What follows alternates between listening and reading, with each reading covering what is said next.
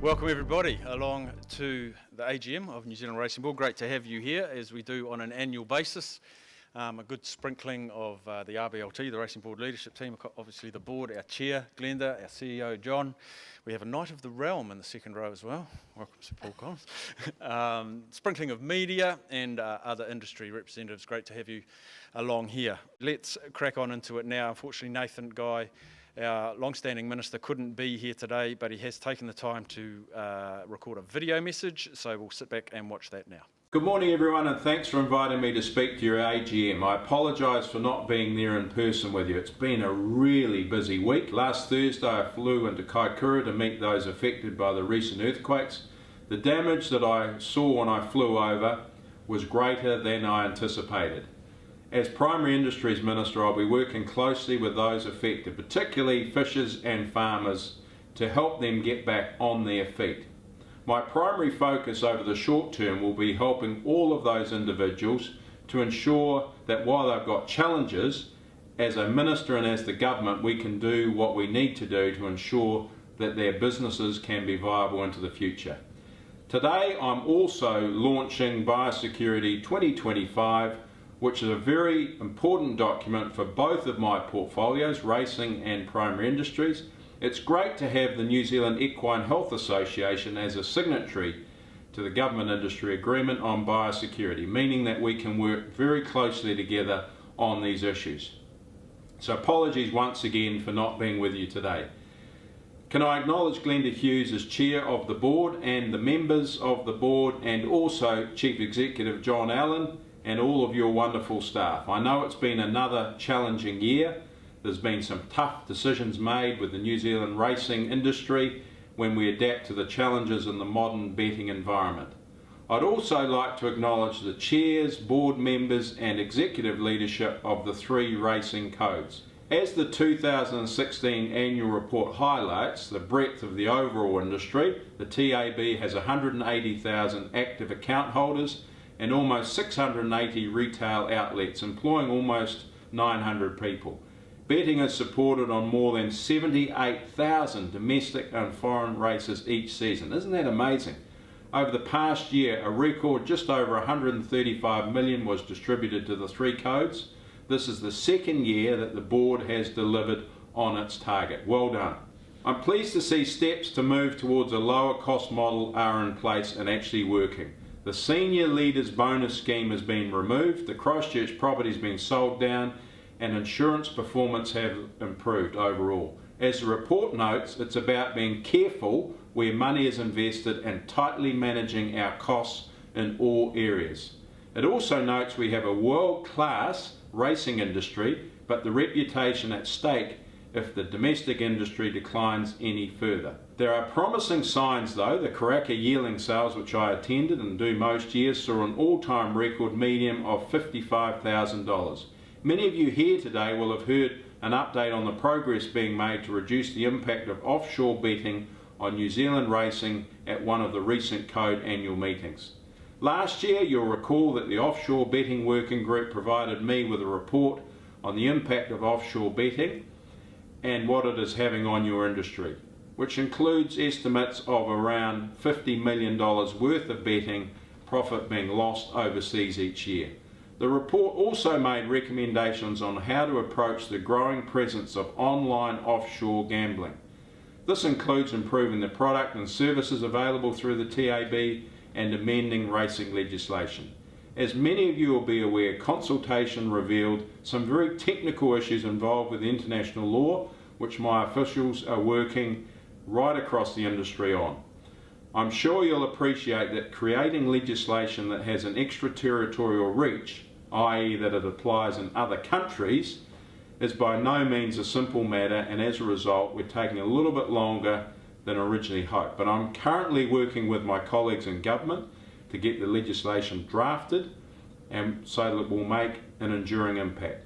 I've met one-on-one with my ministerial colleagues and I'm hoping to take a paper through Cabinet soon and then push on and get the bill in front of the House next year. Please be assured that this is my top priority for the industry, and the government is very much aware of the significance of this issue. My hope is to have all legislation passed before the House rises before the election. Earlier this year, the Racing Board released the Statement of Intent, 2017 out to 2019. Of course, today the board's releasing its annual report. The Racing Board's appraisal of the key challenges facing the industry, they include numerous things. First one is the need to grow the TAB customer base. The second one, the need to upgrade technology platforms to increase opportunities for growth. And the third initiative is the need to optimise the domestic racing product for success. Over the next few years, you can expect to see a number of initiatives taking place to transform the Racing Board and generate the profits industry is capable of. These will include things like a new automated fixed odds betting platform to maintain the overall competitiveness in the face of increasing competition from offshore betting websites, and I've just talked about that. The racing calendar will be optimised and there will be an investment in maximising the customer experience, which is fantastic. Of course, there has been some great successes over the past year, and today is all about recognising those and also looking forward.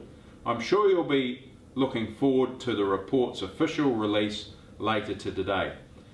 This year, a big issue has been on animal welfare, particularly in light of the recent situation with the greyhound industry in New South Wales. I've followed this issue very closely, and it relates both to my racing portfolio and also my primary industries portfolio as well. I'm sure you'd all agree that what we saw in New South Wales was completely unacceptable, and it has dealt a great blow to the reputation of the greyhound industry in New South Wales, actually across most of Australia. I've met with the new leadership of greyhound racing here, and I'm comfortable that animal welfare and the zero tolerance approach to inappropriate behaviour within the New Zealand industry remains a core focus. I strongly support the Racing Integrities Unit's full investigation of any suggestion of illegal activity. I've also been encouraged by the progress being made to improve the greyhound welfare since the Select Committee inquiry took place in 2013. The industry now provides new animal welfare data on the animals within the industry, and this transparency will help to build a greater public confidence in the New Zealand racing industry as being responsible stewards for greyhound welfare. NAWAC, or the National Animal Welfare Advisory Committee, is also satisfied with the systems and processes that Greyhound New Zealand has in place and concluded there is no evidence of live baiting occurring in our industry here in New Zealand. However, public scrutiny on animal welfare issues of all types can be severe. It's therefore crucial that the industry keeps on its toes and continues efforts to ensure that the well-being of animals is paramount. Another important topic to mention is the Racing Safety Development Fund. Every year the government provides $1 million in grants to improve the health and safety standards at racetracks around the country. It's a very important investment, and it's made a real difference to a lot of tracks up and down the country. In the past, it's been used to help with improvements of safety, running rails, irrigation and drainage, lighting upgrades and grandstand repairs. Many of these facilities are public places, and they're widely used by the community outside of racing events, as well as, of course, on your very important race days. To finish, I'd like to reiterate my top priority of getting the loophole-proof legislation enacted to reduce the impact of offshore betting. However, there are still plenty of challenges facing the industry that don't require legislative change, and I'm pleased to see the bold and ambitious initiatives set out in the Racing Board Statement of Intent.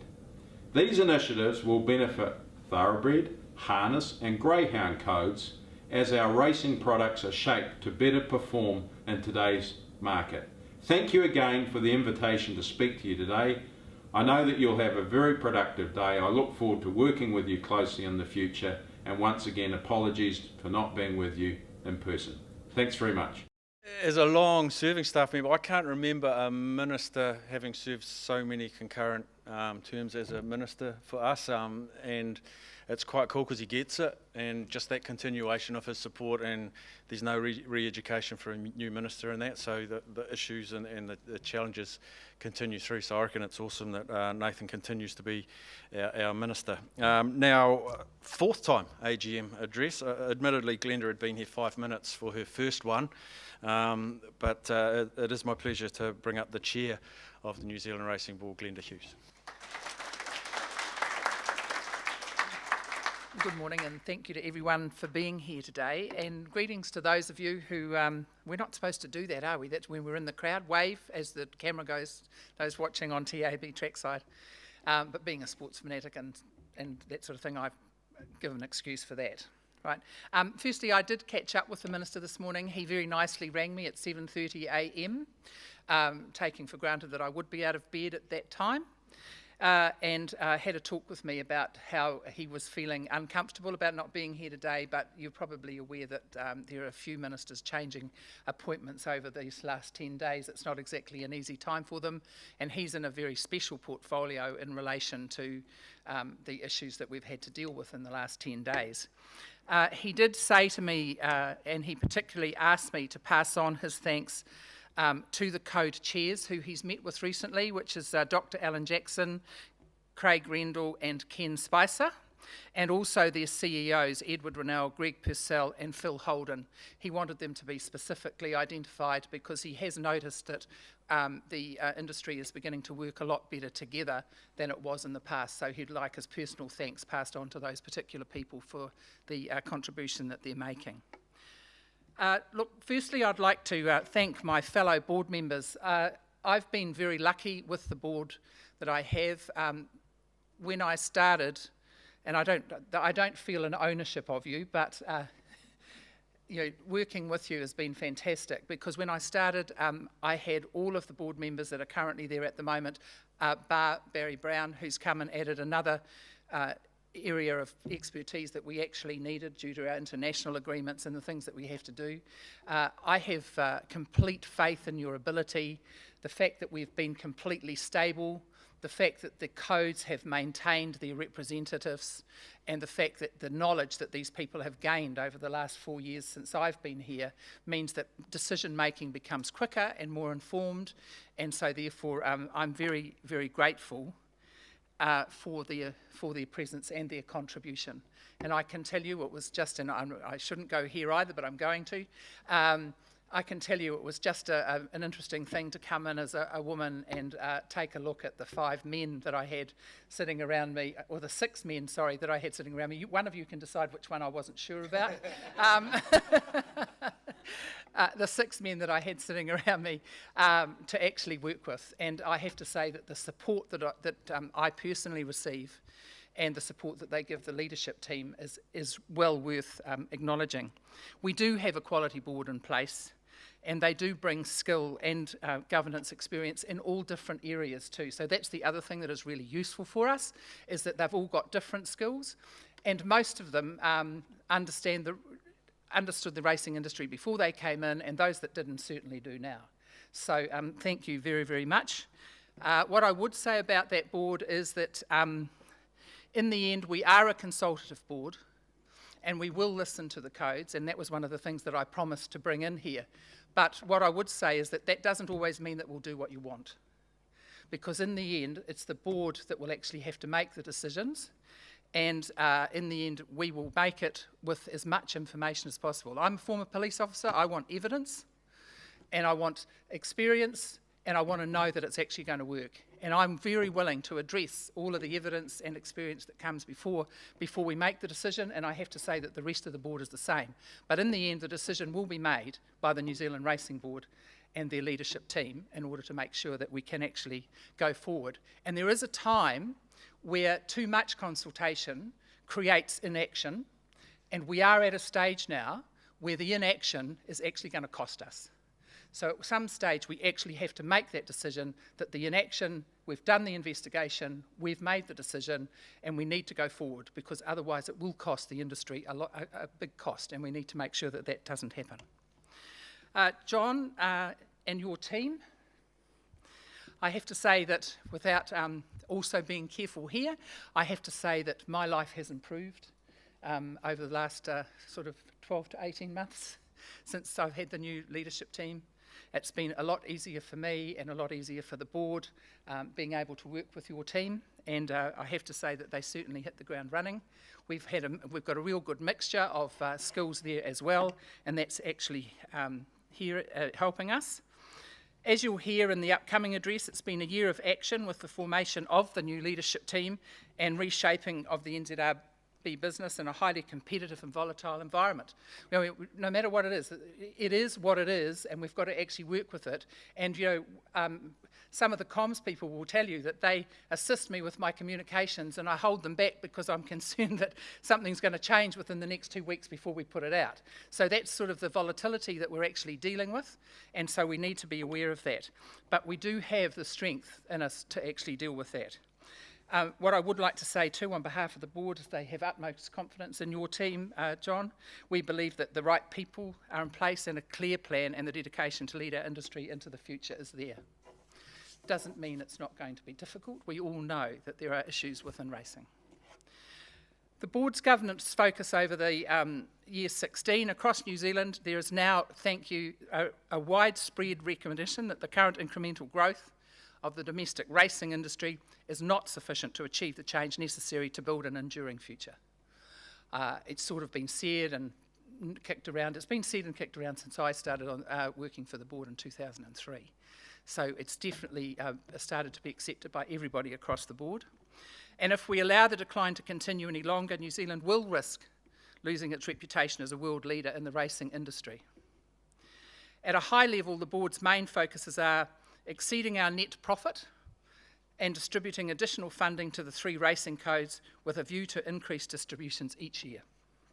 Cost containment and reduction, and investing the savings back into the business.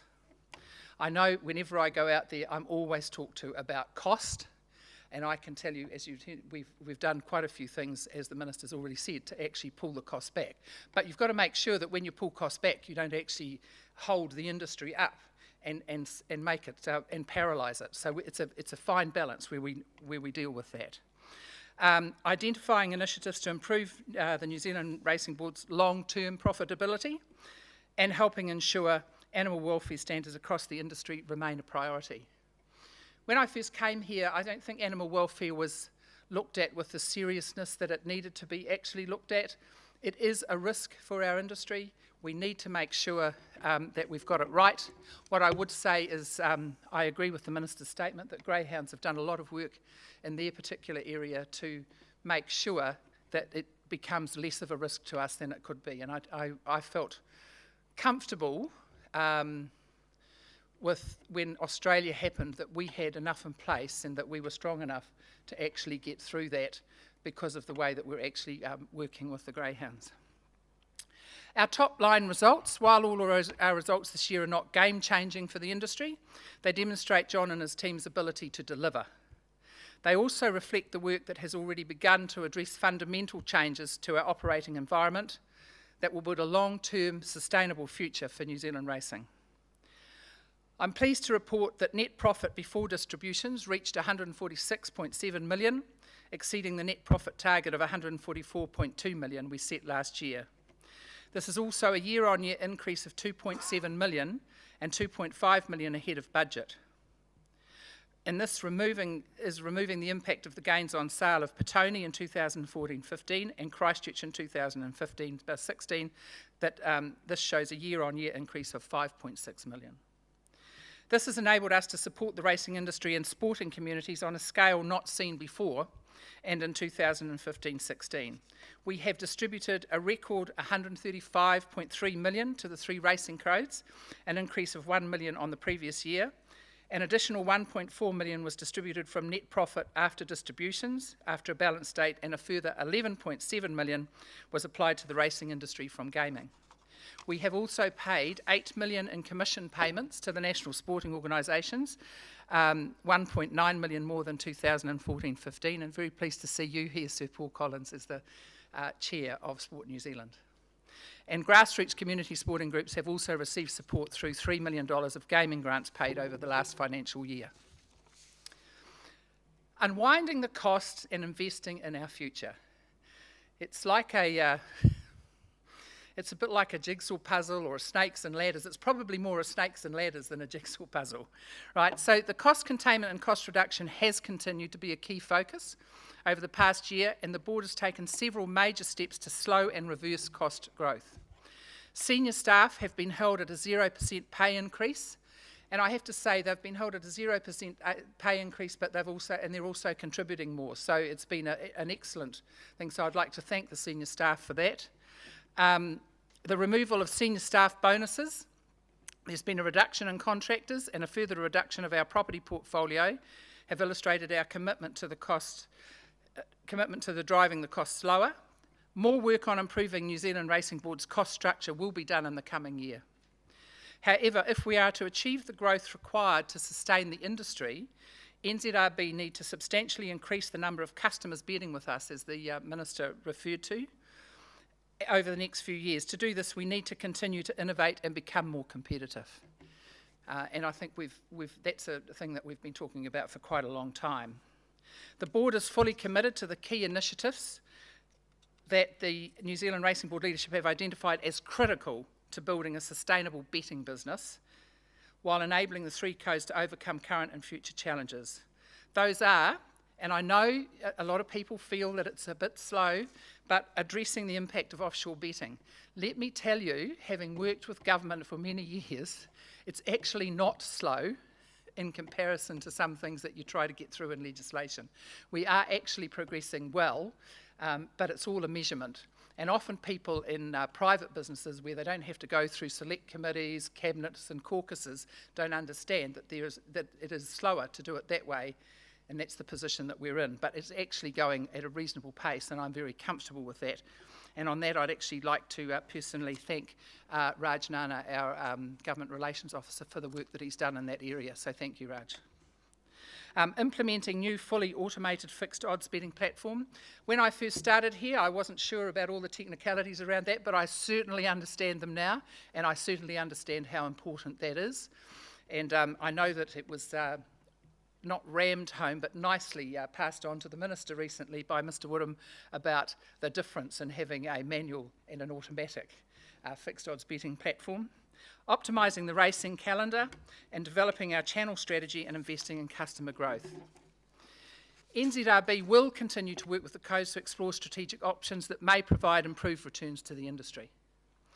The board intends to make some tough decisions, and as I've just said in my opening, we don't always expect them to be popular.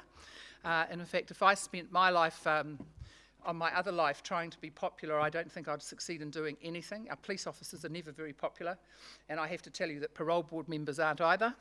So the racing industry is not a problem to me as far as not being popular. But we intend to drive change as we have an overarching requirement to protect the long-term interests of the industry and the likelihoods and well-being of the people engaged in it.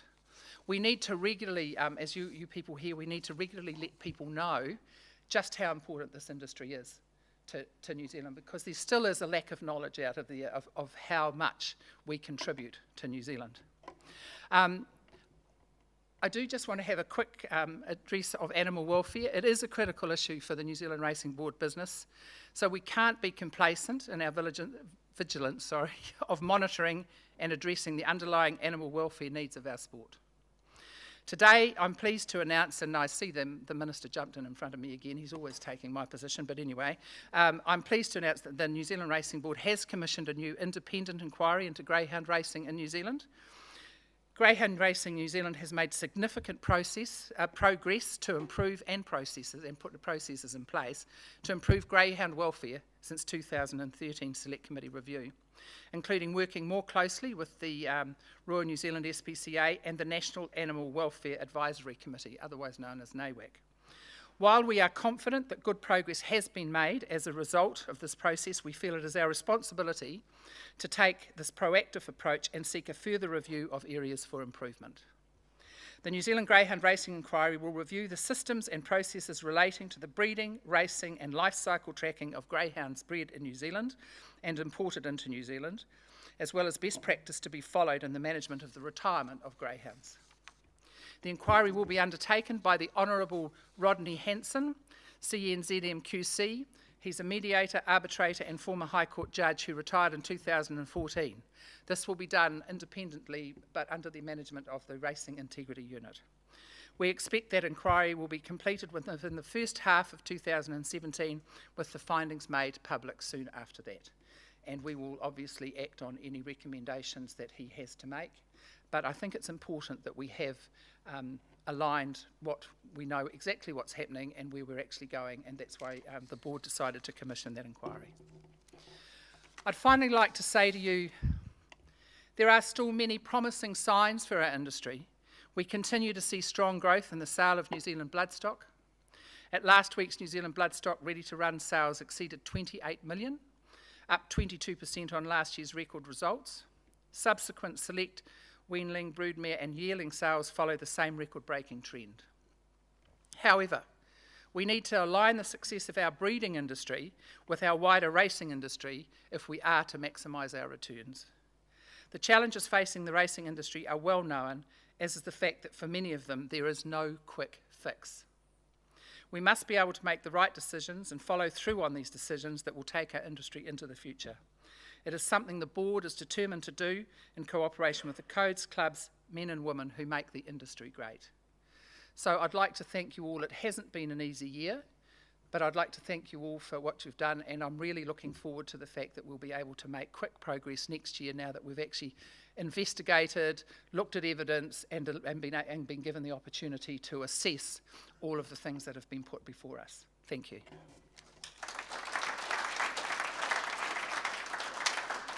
Strap yourself in, because if you've seen John Allen speak before, he's passionate, he rips into it. Maybe just move your chairs back a little bit, but I love watching this guy talk about our industry, because he was another guy that didn't have all the answers, but he's gone out and gleaned all the information he needs, and if he wants change, give him 5 minutes and you'll want the same change as well. So it's a delight to welcome our CEO, John Allen.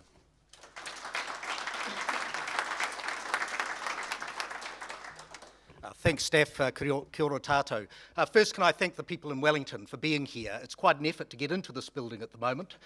Let me tell you, those of you that are feeling slightly unsettled, that we now have 2 independent engineering assessments of the building. It is, as Steph says, extraordinarily robust, so sit back, relax, and if there's any shaking, it'll simply be because of the turbulence in our industry and the huge emotion in this room about the opportunity and how we collectively might actually harness it.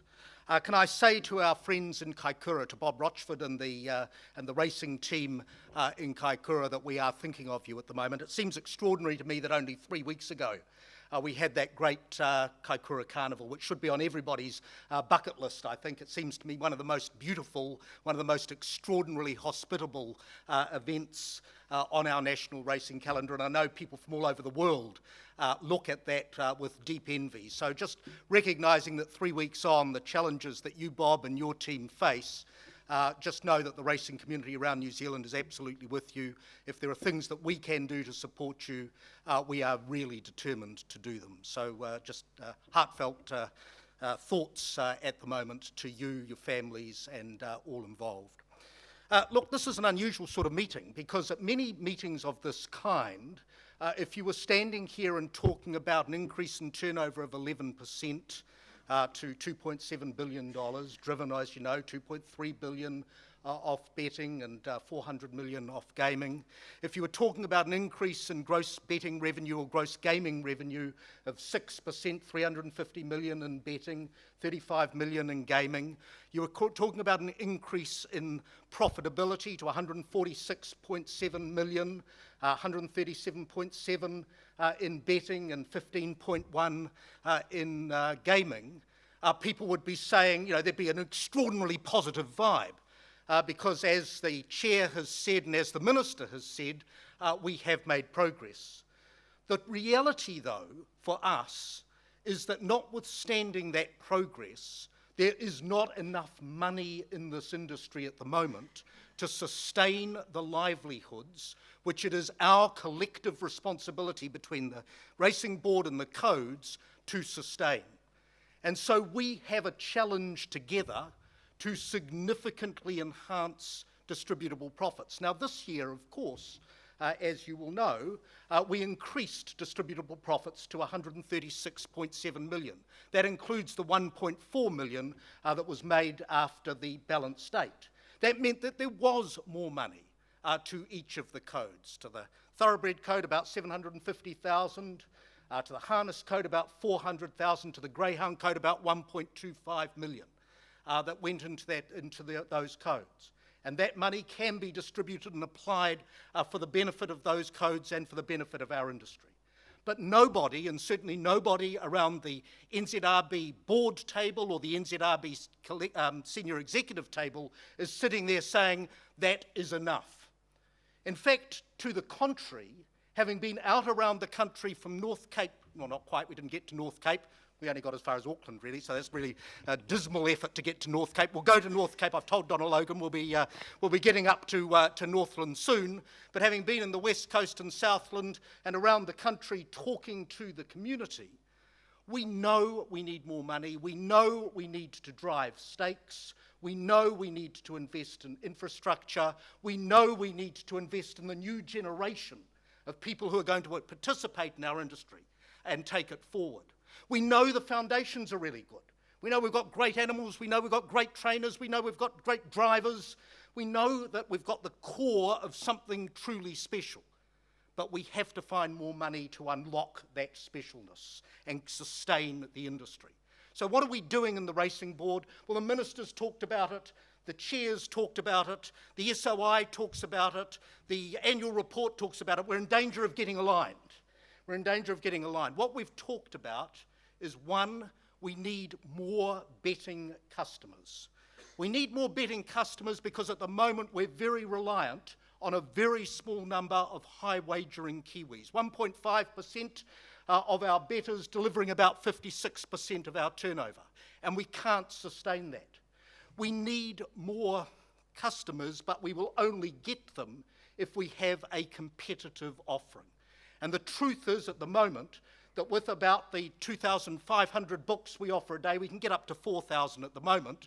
We aren't even on the same page as our friends from Australia, Tabcorp, that offer about 50,000 a day, or our friends from across the seas, Paddy Power Betfair, Sportsbet in Australia, who offer about 100,000 books. And so you just think about that in terms of the competitive offering.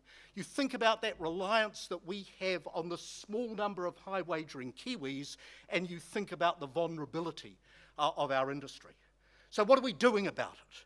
Well, one, we are working now on making sure that people that sign up with us, and there are 22,000 new customers sign up with this board every year, that the people who sign up with us stay with us and bet with us. So we are what we call onboarding them a great deal more effectively than we've ever done before.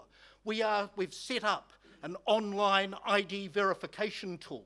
So you don't have to go into a TAB to verify your identity, justify that you're over 18. You can do all of that stuff online, because we know that the people who are betting with us, the new bettors, live in a digital space. They live in a virtual world, and they're not going to go into those physical spaces. We've set up an elite portal so that all of our major punters can get access to the data they need about their betting to enable them to continue with us. And we're experimenting actively. Mount Maunganui, those of you who are watching, who are in Mount Maunganui, get down to the relaunched Mount Maunganui TAB, because there you will see the future. There you will see us trialling different ideas in this space to grow customer numbers. Our target is to double the number of active account customers. We have about 90,000 active account customers, about 88,000 at the moment. It's probably gone to 90 while I've been talking. 88,000 active account customers, about 190,000 account customers overall. We just want all of those account customers we've got now really betting actively with us. That means every month. And we know if we do that, we can significantly increase our profitability. In terms of FOB, you've heard from everybody about that. It is a centrally important project. This organisation cannot sustain the growth we need, cannot deliver the profitability we need without that automated capability. We know that there's between 1% and 3% of additional margin on the 1.1 and growing billion dollars of turnover that we get in FOB, sport and racing. And we know that we need that margin. So we've got to get this project done. We've got to deliver. The good news for those who are very nervous about the board making commitments to do anything is that we're not going to do it alone. We're doing it in partnership. Whether it's in partnership with Tabcorp or it's in partnership with Paddy Power Betfair and OpenBet is still a moot point, and the board still have to make some decisions about that. But the point is we're going to do it with partners. We want to be fast followers in the technology space, not bleeding edge in that space. We want to be leveraging other people's experience in real betting markets. So that's what we're doing. We are going to progress that project because it is fundamentally important to our competitiveness, to our margin, to our profit enhancement, and to our future. So there's two of the projects. You've heard about race fields. So you know that there's about $16 million between sport and racing available if we can get race fields, or when we get race fields over the line. You've heard the government's commitment to that, and I have to say, echoing the chair, that the minister has been hugely focused in this space and driving this through. He understands its importance to our industry and to its future. So we are banking that, and you will see that in our SOI numbers. You will see that we have racefield numbers coming through for the next, into the next season. And then we're optimising the calendar. And you've seen that there are some tweaks occurring right now. So this is real-time activity. We're actually making changes to the calendar to try and drive better revenue. In the future, we'll be able to prioritise capital investment more deliberately as a result of the work that has been done with the codes, the analysis that underpins all of that, so that we can ensure we have, when we're spending discretionary dollars, we're spending them in the best possible way for the future of our industry.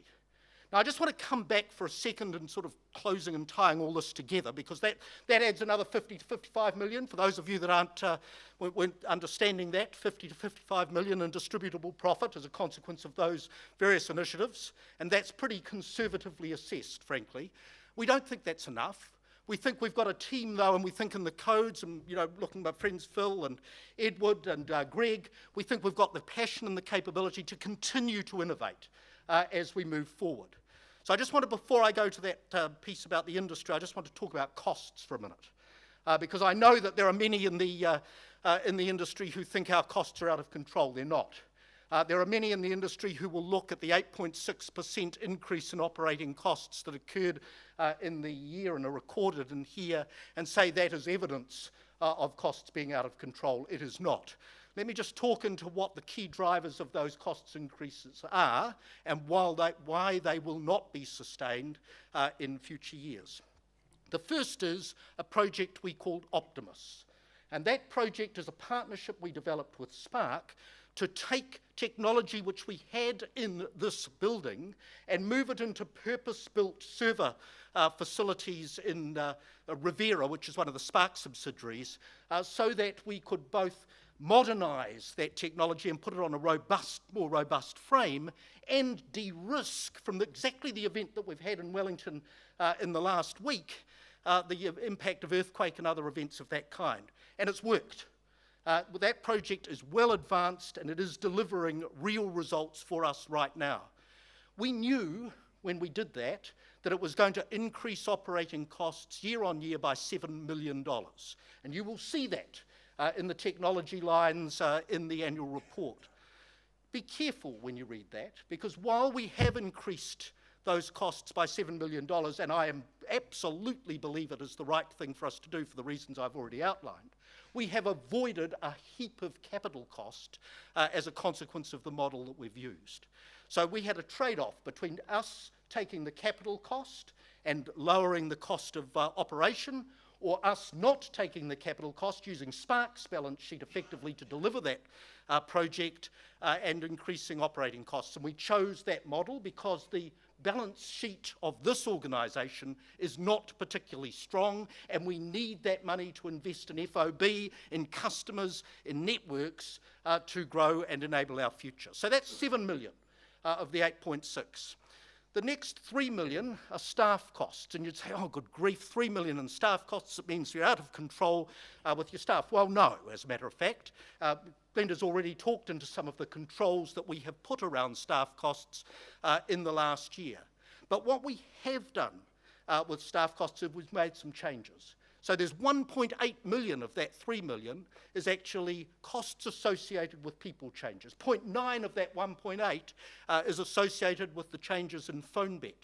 So when you make those sorts of changes, yes, you get ongoing cost savings, in the case of phone bet about $2.3 million a year, but you pay up front to those long-serving excellent people we had in phone bet who've left the organisation their contractually required costs, which was about 0.9 million. So in the costs bucket, I'm very, very comfortable that they are under control. What we are targeting for this year, if you look at the budget for this year, 148 million profit, so that's up, you'll note, from 146.7. But we are targeting an increase in operating costs, which is 0.3 million, which is 0.2%. 0.2%. So we are not out of control, and the 0.2% is largely in health and safety, frankly, and right at the moment, with the world shaking as it is, I think that's a pretty wise investment too. So look, those of you who are worried about costs, I think the costs are being appropriately managed. Those of you who are worried about profits, I think we can deliver $50 to $55 million of additional distributable profit and then kick on. The critical thing that I wanted to raise, just in the context of my travels around the country, is about the future of the industry, is about how we attract new people, new owners, new jockeys, new trainers, new vets, new farriers, the infrastructure of our industry.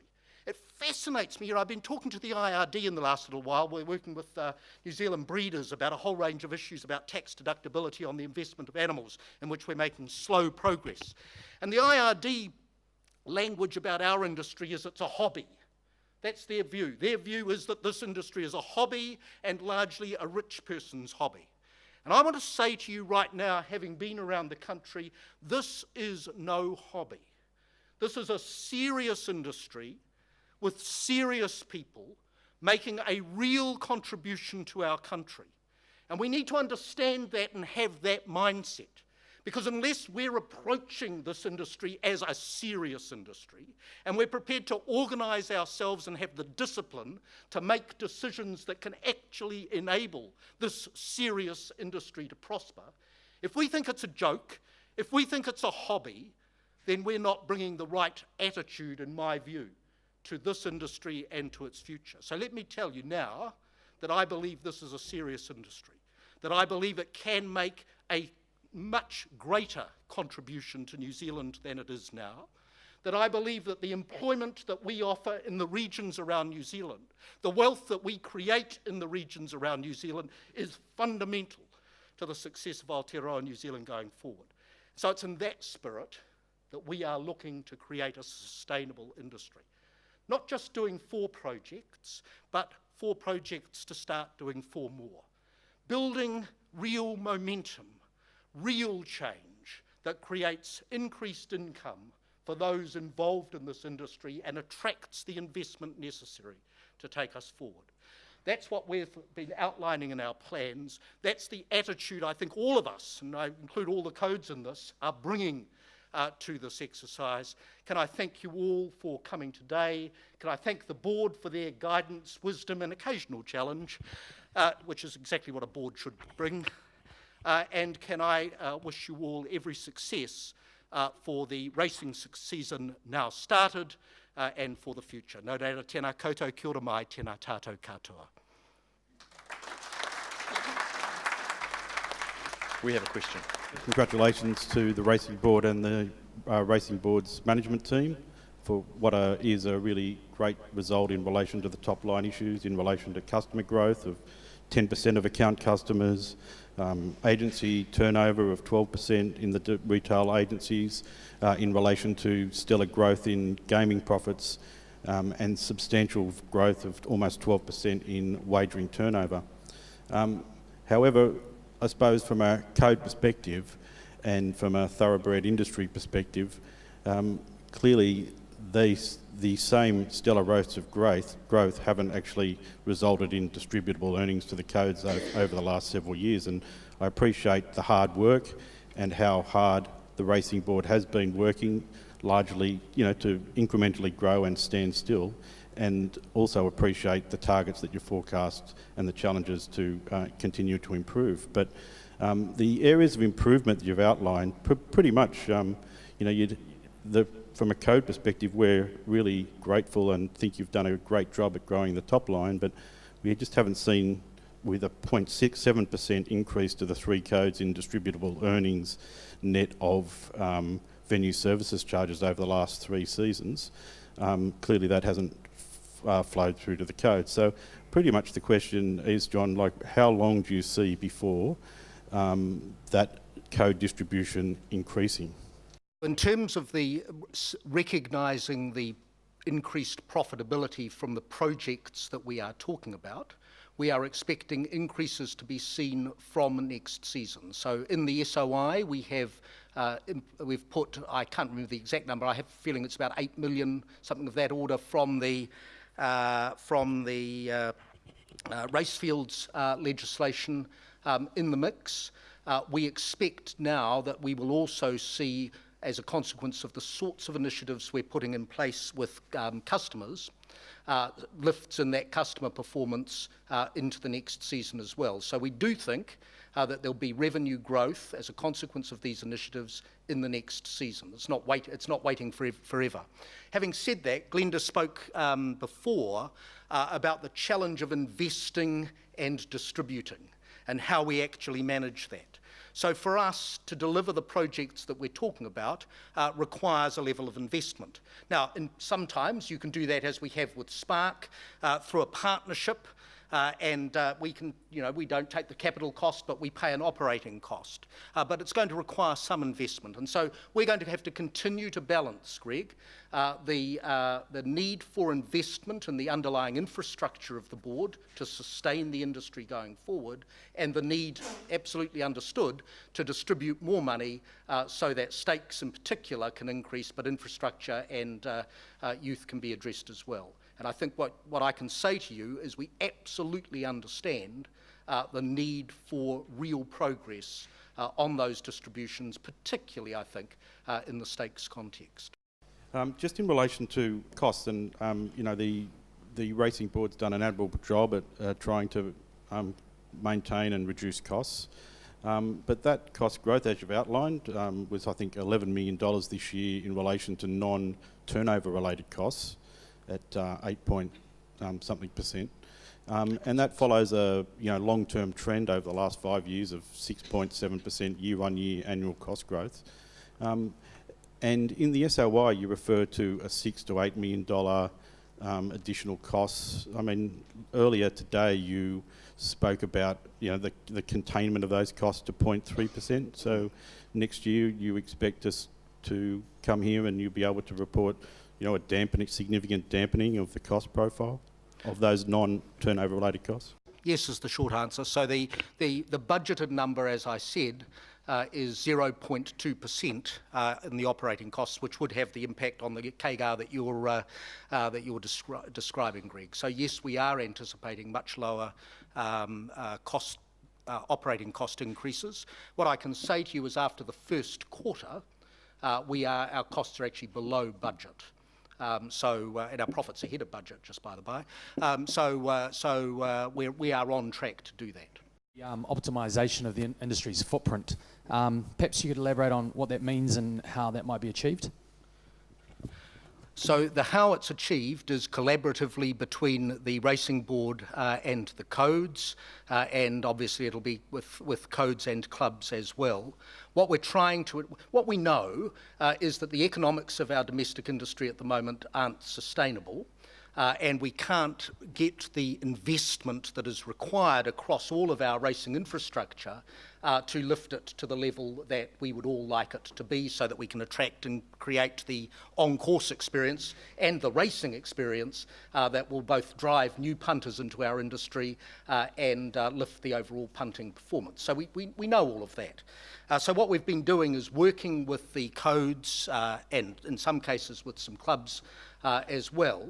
And we've been looking at really two things. One is the calendar itself, and is there a way in which you can alter the mix of racing and the timing of racing to attract more punting, to make it a better quality punting experience. And we know that there are things that we can do. In fact, we've been changing some greyhound meetings, I think, in the last little while to try and test some assumptions around that. That's underpinned by an economic model which was developed for us and has been very widely socialised with the codes, and we're just sort of testing now whether the economic model actually delivers the outcomes that when we see it in real life. So that's one piece. The second piece, and I think it's probably the more important piece, is to answer this question. If we have, let's just say, $10 million to invest in infrastructure, and there's no magic in that number, well, we need a lot more than that, obviously, but if we had $10 million in discretionary money to invest in infrastructure, where would we be investing it? So where would we choose to invest that in that infrastructure? And it's going to help us. It's not going to answer all those questions, and there are multiplicities of perspectives that need to be taken, but it's going to help us answer that question about where you're going to see that sort of prioritisation. Obviously, there's a heap of really good things happening out in the wider racing community. I've seen lots and lots of different collaborative models, different approaches which are being taken. All of those are terrific. This is simply designed as a tool to help codes, clubs, and ourselves navigate what has been a very long-standing issue for the industry. On that basis, is rationalisation avoidable? Well, I'm talking about prioritisation rather than rationalisation, and the reason that I'm doing that is because, frankly, I think the industry, if you start on a rationalisation discussion, what you end up with is an enormous amount of understandable emotion being generated within communities that have invested over generations very significantly in their particular facility.